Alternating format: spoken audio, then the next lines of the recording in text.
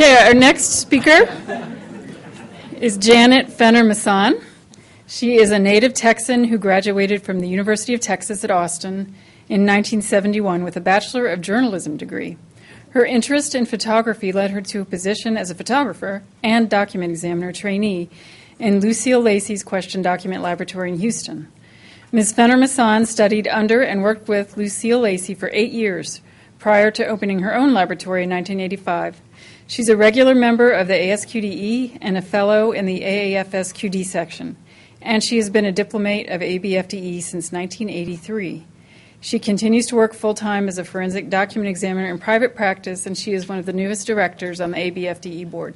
Welcome, Janet.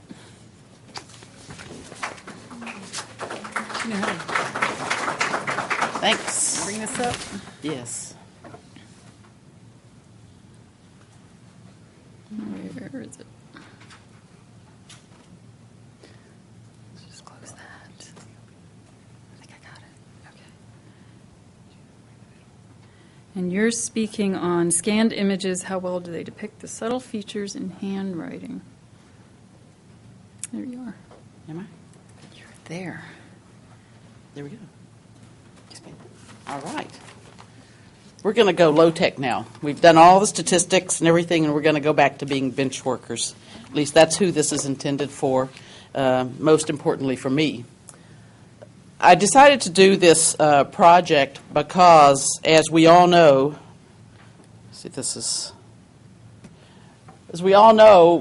there are more and more cases in which what you get in are scanned images.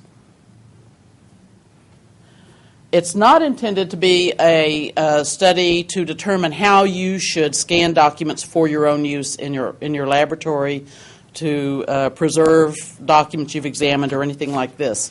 This has to do with how you should and whether you should examine documents that are only available in scanned images or in scanned form. Historically, there have been a lot of changes in documents over certainly my career and since documents have been produced.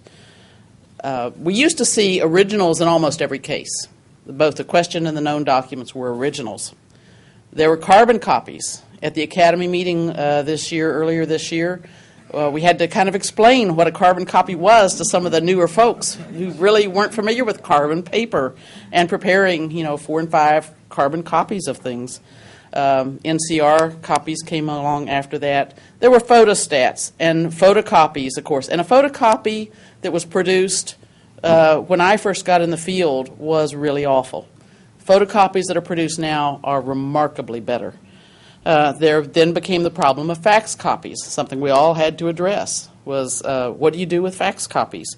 And now companies are storing everything as digital files. And you'll find banks destroy the originals instantly when they come in. Insurance companies also. It's startling to me how they just essentially scan everything and throw it away.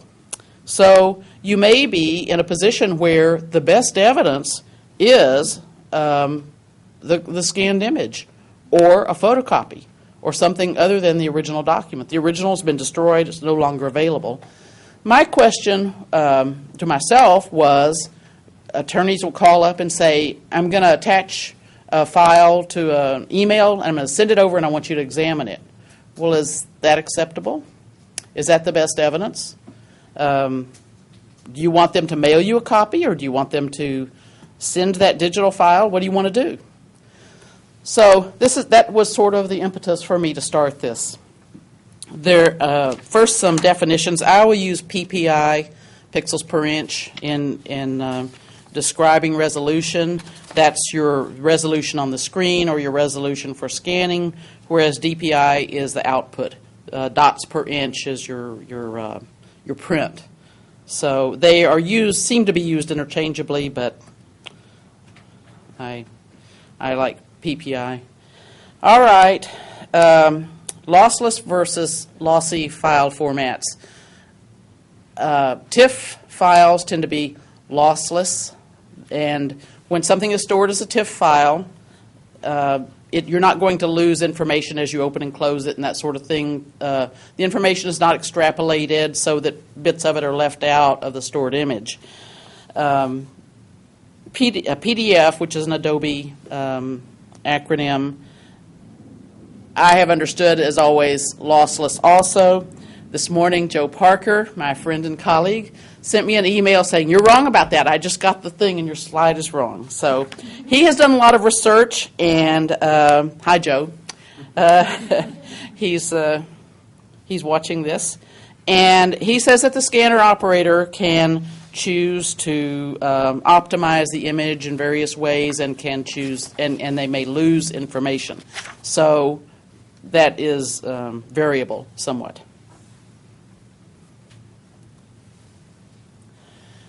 At the time that the majority of the research was done for my project, Harris County, which is Houston, Houston is based in Harris County, Texas, scanned all of their official documents. This is their county documents and city documents, were scanned at a resolution of 200 pixels per inch in black and white mode.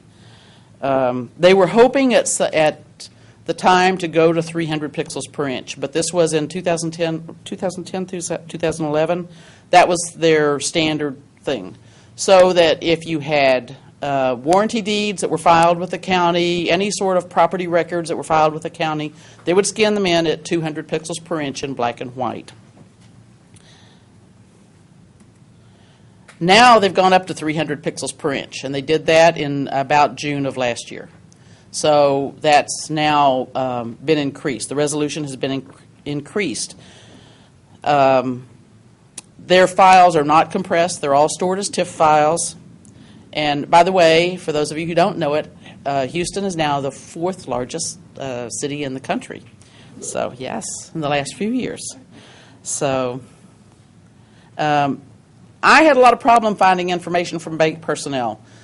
And I think in general it's because they outsource it and they don't know. They don't know what it's scanned at, what resolution it is. But most of you know from the statements you get back from the bank that have the little images of checks and that sort of thing, they're not very good. Jane will report in a little bit on some other information that she's been able to get. So she was able to get more information than I did.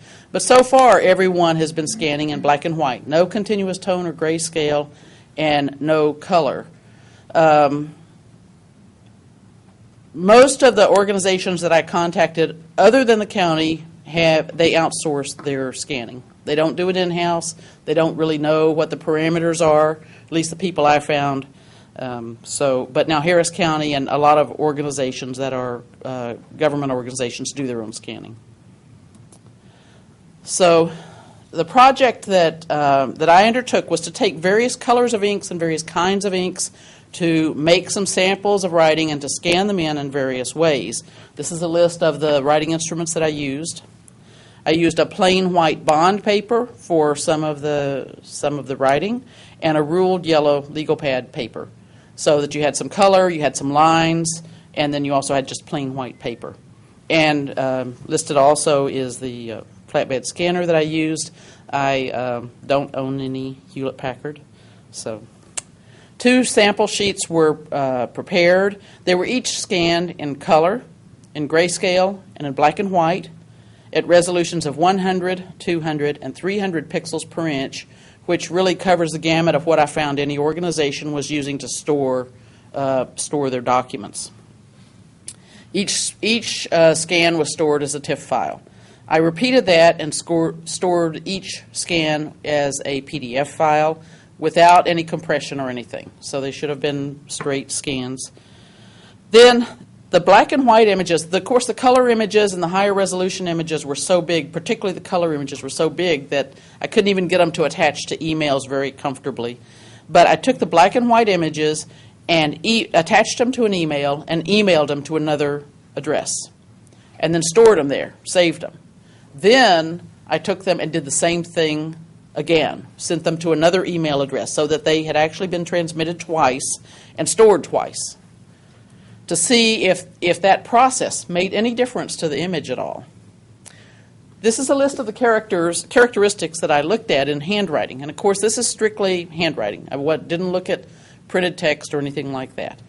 The lightly written connecting strokes. My question is, if you get a scanned image and it looks like there may be a break in the line, is that in fact, can you rely on that, or is that not accurate? The stroke directions, which can be extremely important in examining handwriting. The crossbars of T's, are they left to right and right to left? The circular A's, are they clockwise or counterclockwise, and O's? That sort of thing was very important. The presence of initial and terminal strokes, how long they are, how tapered they are, how curved they are, diacritical marks, punctuation marks, dots on I's, are those going to be replicated? The overall line quality was one of the things that, of course, is so critical. And so much of the things that we see, like, for instance, with faxes, the line quality can appear to be just terrible, when in actuality, then you go look at the original and it's a very fluent, spontaneous writing. Letter designs, whether this scanning process changes letter designs in any way. The replication of the internal proportions of letters, the height to width ratios, and the components within the handwriting and letter designs, the height and spacing of various portions. These are the two sample sheets that I used. The one on the left has all the writing instruments all on white bond paper. The one on the right has the yellow ruled legal pad paper. Here are images with the color. On the left is the color 300 pixels per inch PDF, then the color pixels 300 pixels per inch TIFF. As you see, they get smaller and smaller as they're replicated because, of course, the size of the files. And then below that, you see the same thing in the black and white. You can see the differences in several things in there. For instance, in the top left, in the color image, can you see right at the top of the uppercase letter A that there's a fold in the paper? There is, and if you look at it, I think I have another image of it later where you can see that. You can certainly see the lines, right? The printed lines and the red line to the left. Well, look at the black and white image, even at 300 pixels per inch. You can almost not see any horizontal lines, and the vertical line, the red line, is very broken up. So there are a lot of things on the document that will not be replicated in black and white. Here's a color scan and a black and white scan at 300 pixels per inch. But notice you can still see, like, for instance, the direction of some of the crossbars in the E. You can see because the ink line connects over from the bottom of the E up, you can see the direction of that stroke. And even in the black and white scan at 300 pixels per inch. Here again, we have them at 200 pixels per inch, the same information. Here is 300 pixels per inch, the black and the red ink, the black and white and the color image. See how much more you can tell from the color image. And in fact, see the ending and the S and the top level, or the top layer. And you can see that there's actually a very faint ink line up to the I dot. If you can see that, but in the black and white image, it's lost. And here it is at 200 pixels per inch. It's not nearly as clear. This is the same thing. It's not nearly as clear in 200 pixels per inch. And in 100 pixels per inch, these are each enlarged so they're comparable sizes. You can see it's completely lost. So here we go with the word hour. The middle one is, these are all, the middle one is the PDF at 200 pixels per inch. I couldn't find any difference in a TIFF file and a PDF file as far as what you see when you look at the image, when you open it up and look at the image. In the middle on this one is the gray scan image. And gray scan is better than a black and white image, not as good as a color image. Logical, right? Okay, here, if you look at this image of the A, do you see the, right here, there's a fold in the paper. See that? So there's a tremendous amount you can tell from a really high, well, I mean, 300 pixels per inch is not that high a scan, but it's probably the best you're going to get from a company. And from a color scan, you can get a tremendous amount. But look at the black and white image. It's not there. And the horizontal lines are not there. Here's 100, 200, and 300 pixels per inch, black and white. See the difference in the quality of the image? And here are some on bond paper. Now this, on the right side, the first one is 300 pixels per inch, black and white. That is pre-transmitting attached to an email. The next one is after the first email transmission. The next one is after the second. I couldn't see any difference in any kind of fundamental difference in the transmitting of the attachment to email. And here is the first one is a first generation photocopy of my check to the ABFDE for my annual fee, which I remember this time I didn't get dinged for a late fee. And the bottom one is what my bank sent me as an image. Crap. Excuse me. I'm sorry. I was just repeating what somebody said. I'm sorry. Yeah, beep. Okay, the first, on this one, the interesting thing to me that I really learned about this is the first one is a photograph, a digital photograph of the word is. The second one is a first-generation photocopy, and the third one is a black and white scanned image at 300 pixels per inch. The first-generation photocopy is significantly better. And in some cases, you may find that there is a first-generation photocopy out there in addition to the scanned image. For instance, if you have a check that you're sending to somebody, I copy any check I send out and put it in my case file. It's going to be better than what the bank sends me. So the results. First, features such as letter designs, internal proportions, and that sort of things, relationships between letters, were still visible, still you could count on them, even images at low resolution. The black and white scans have a lot of deficiencies in their replication of subtle writing features, such as the presence of connections in letters, the length and character of initial and terminal strokes, diacritical marks. Line quality is lost, can be lost. The lower the resolution, the worse the image. Makes sense. Images scanned in color are consistently significantly better than those scanned in black and white. Grayscale is somewhere in between. Features of the paper are often not well depicted in black and white images. I didn't find any difference in the reproduction of the handwriting features between the images stored as TIFF files and those stored as PDF. Joe tells me that he's going to be doing a paper on it, so wait for that. It'll be there soon, I hope. I didn't find any noticeable deterioration in the email, in things that had been sent over the email. But my recommendations are, first, the original document is always best. You know, we all know that. Get as close to the original as you can. If you have a first-generation photocopy, it may be a lot better than a black and white scanned image. The closer you get to the original, the better. If somebody tells me that they have a PDF or a TIFF file that they can send me attached to an email, or they can make a copy of that and mail it to me, I'm going to take the attachment to the email. Anytime you copy something, you lose something and you add something. Just remember that. You want to get as close back as you can.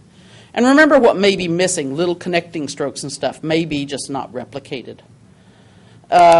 Images of documents, though, captured by scanning often provide useful information. Don't discount them just because they're scanned images. When the original has been destroyed or is not available, the digital image may be the best evidence and it shouldn't be disregarded. And there are limitations inherent in the examination of scanned images, but if they do it at high resolution, and especially if they do it in color or even using grayscale, a lot can be said about the handwriting in my judgment. I will say that just a couple of weeks ago, I did find that there's one organization that does at least scan some documents in full color. So I think there's a movement toward improving the resolution at which they're scanning things and even going to color. So just be aware that because they aren't doing it right now, they may be doing it in a few months. And as they improve, things will get better. So, okay, thanks. Any questions? Brian. In addition to the loss of detail, I'm wondering if you've encountered any instances where there's a halo effect around all of the words. I have a case right now where that seems to be happening on every single check, and I'm wondering in your research if that occurred. I've seen it in some casework, but it was not, I didn't replicate it on any of my research projects. But I have seen it, and particularly with bank documents. I don't know why. Maybe Jane can respond to that. Yes, John. Talking about the proliferance of digital images and seeing them more and more in casework, and about reduction in the appearance and the quality of, I mean, basically emailing a file that you're not affecting in terms of its size by reducing that file is no different than taking a photocopy and walking it across the hall and handing it to someone. I mean, as long as you're not affecting the size of that file, as long as you're not doing that file, you're just moving it from one place to another. But just an anecdote.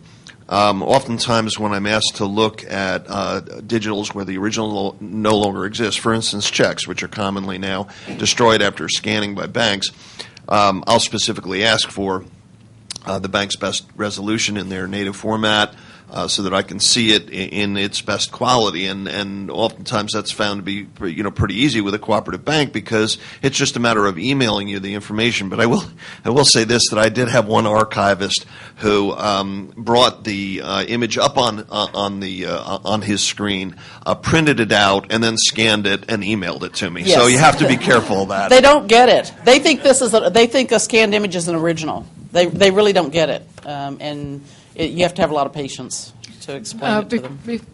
Before we move on, there are 3 comments. Okay. 3 tweets. The first is PDF is definitely not lossless. Okay. Acrobat's primary objective is to create a portable document format and does so at cost. The next is we have seen instances where line segments within a signature were substituted with graphic font elements. And last, in addition to loss of fine details, black and white images can also falsely darken faint markings that may not be part of the signature. You can add or take off. Mine all kind of diminished, but I have seen them also where they increased. So. Okay, thank you. You're welcome.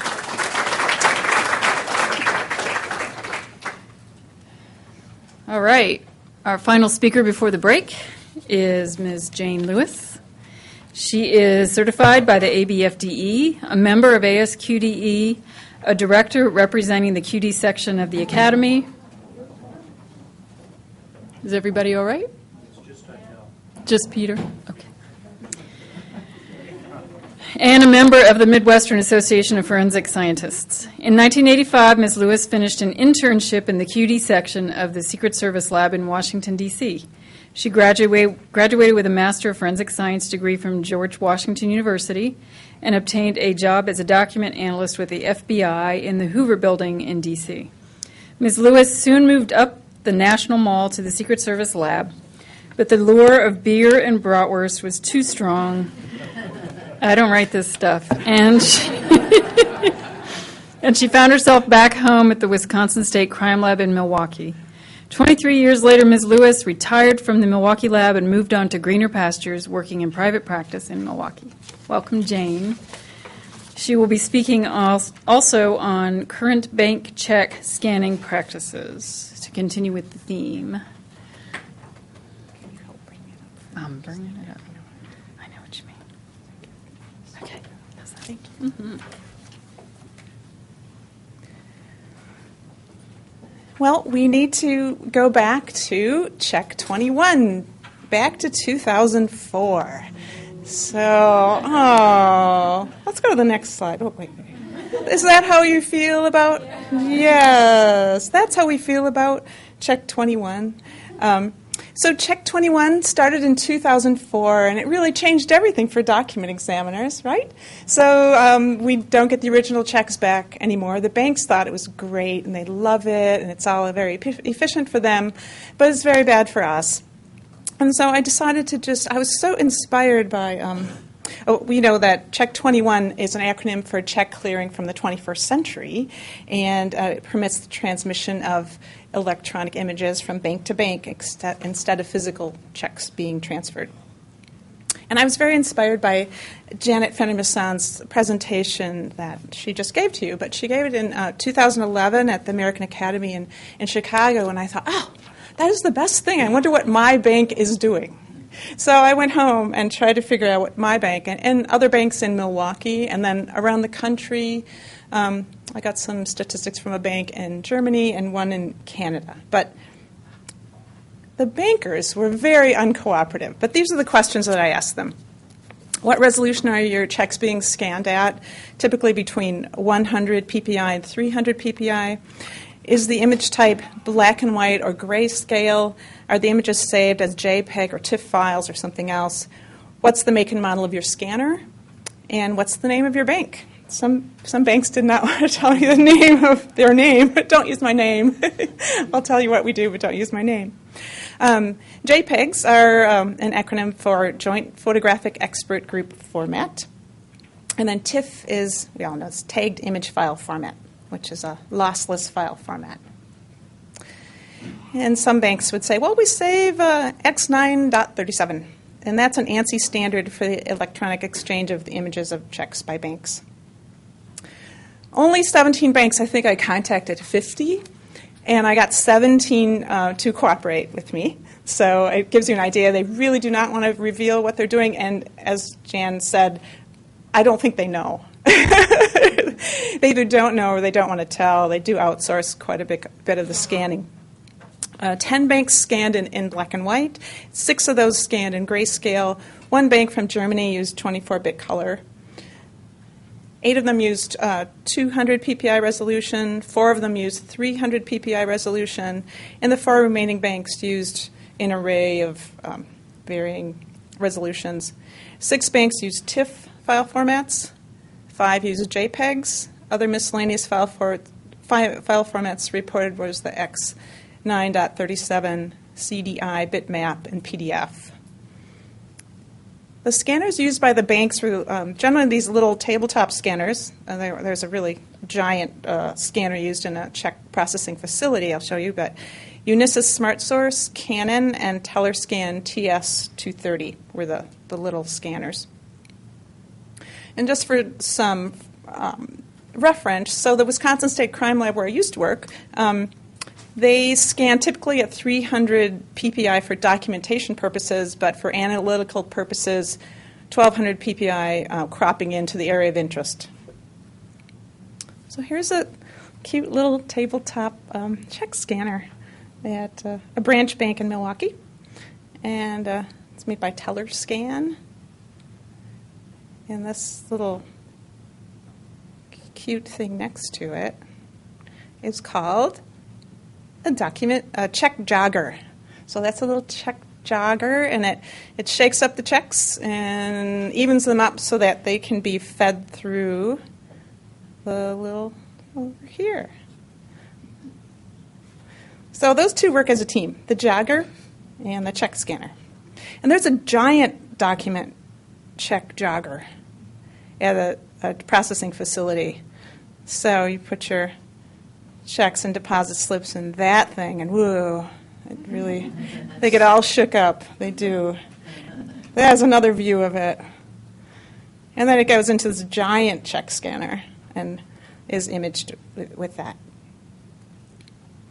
So I followed Janet Fenner-Masson's lead with just showing you what the images look like. I have a packet of checks from Greenfield Police Department, so I used their fake checks to construct these images to just show you. So here's images of check, black and white, 100 ppi. Here's a 2-time enlargement of that. Here's a check, black and white, 200 ppi. We're going to get better.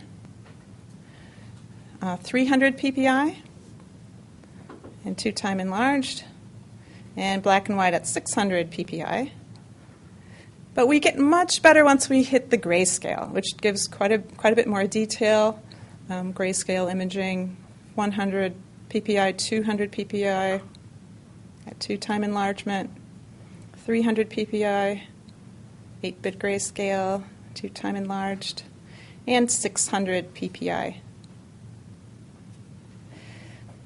24-bit color. Only one of the banks did this, so I would love to see more of the banks using color, but out of all the banks I talked to, only the one bank in Germany scanned in color. And here's 100 PPI, 200 PPI, 300, 600, and 2 times. And then I wondered if there was any visual difference between a grayscale image in TIFF file format and the JPEG file format. So just put them side by side for you, and nothing too significant, at least in this initial scan of both of those. And that's a very beautiful bank in Milwaukee with a pretty gargoyle. It's very pretty, and that's me. And any questions? We have one question online for both Janet Masson and Jane Lewis. Some institutions will scan and microfilm documents simultaneously. Do you know how common this practice is? In my group, it was very uncommon. Nobody admitted to microfilming anything. In mine either. No one does. I didn't find anybody who does microfilm anymore. No. Thank you. Thank you. Jane, are there no other questions? Okay.